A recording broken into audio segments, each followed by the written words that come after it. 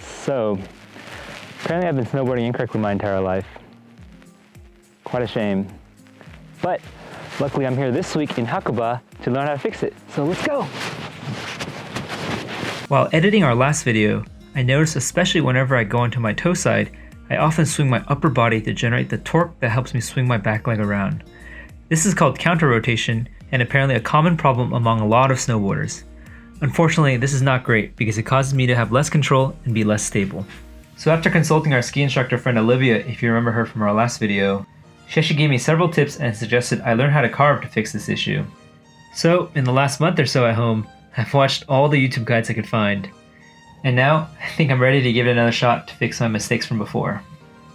Good morning. Today we're headed to Tsugaike Kogen. We had 10 centimeters of snow last night, so it's going to be an awesome day for practicing. So Tsugaike Kogen is located about maybe 10 to 15 minutes drive north of here, so got to get in our car and head over there. All right, we've made it to Tsugaike Kogen. Before we get started though, I just want to say that this place is an absolute amazing resort for beginners. First of all, just look at how wide these runs are. So, you can practice turning, carving, whatever you want to do without really getting in the way of others. Second of all, the slopes aren't super steep. As a beginner, you can really get used to, the more mild inclines. You can take it at your own pace, go your own speed before moving on to some of the tougher and steeper slopes. Lastly, and somewhat underrated, in this area alone, there's 3 lifts. And so on busy days, you can imagine that you'd have to wait a long time to kind of get on the lift again, but with 3 lifts, less waiting time, the more practice you get. Luckily, I think this year, the number of people is much less than normal, so, it doesn't matter too much. So, with that being said, let's get going and get practicing.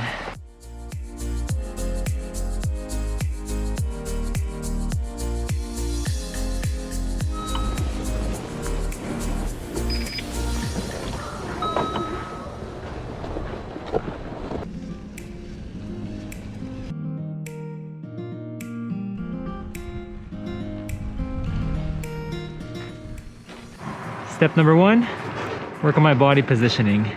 It's important to have good posture because it allows me to keep my weight centered and balanced and allows me the most control over my board. And this way it also lets me keep my weight over my edge and so helps me with carving. With that being said, time to get practicing.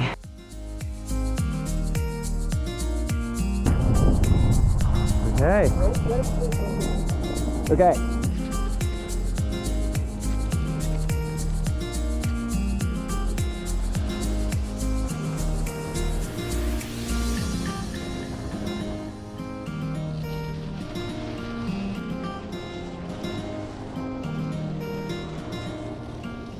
Step number 2, holding your edge on both the toe side and the heel side. So working on just keeping that thin line as you cut across the entire path. A good way to practice holding your edge is to find a nice wide path and just hold your edge across the entire run.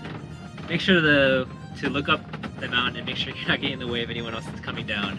So I can tell if I'm doing a good job keeping my edge or not because I can just look back at my tracks and see the path that my snowboard makes in the snow. And so if I'm holding my edge, I can look back and see a nice thin line that cuts across the snow.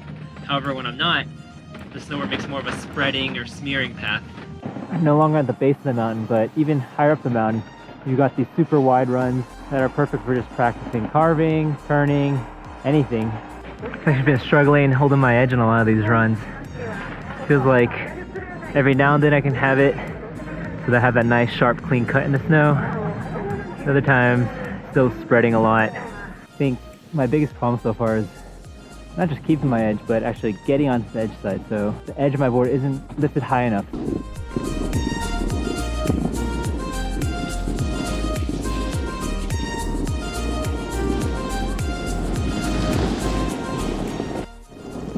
Got a thin line here.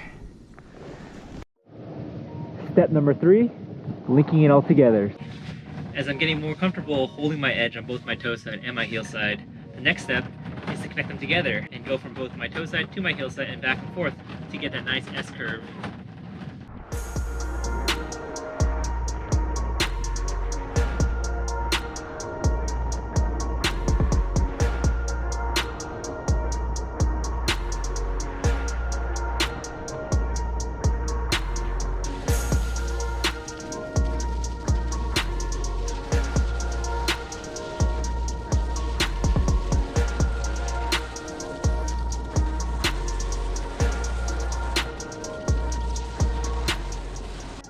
Step number 4, go and practice on some steeper terrains.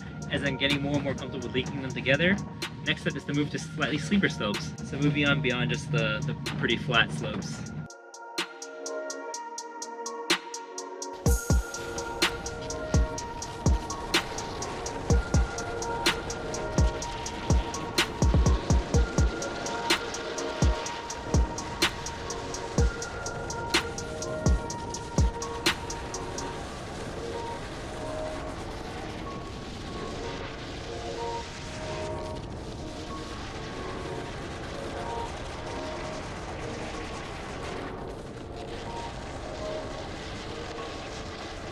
Now that I'm comfortable with carving, time for the half pipe and some jumps. No, I'm just kidding, but maybe next year.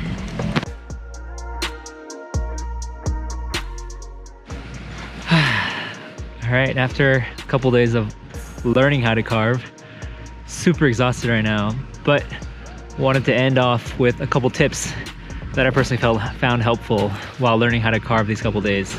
So tip number 1, making sure to bend both your knees and also your ankles. I think in the beginning, I was trying to more tilt my body and use my body weight to kind of get onto my edge side, but when you really bend those knees, sit down more, and also basically stand on your toes for toe side and really lift up your toes when you're doing heel side, that really helped me get more onto my edge side.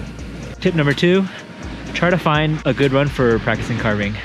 Especially in the beginning, you want to have like nice wide runs so that you can really carve across, but ideally you also want to find runs that don't have a lot of people. So if there's a lot of people, there's a lot of chance you may have to break or avoid other people, so you really can't practice carving across, trying to really hold that edge. And tip number 3, final tip, have fun. I think when you're learning, a lot of times it may feel like a struggle, but at the end of the day, we're all doing this because we want to have fun. So go out there, have fun, get shredding.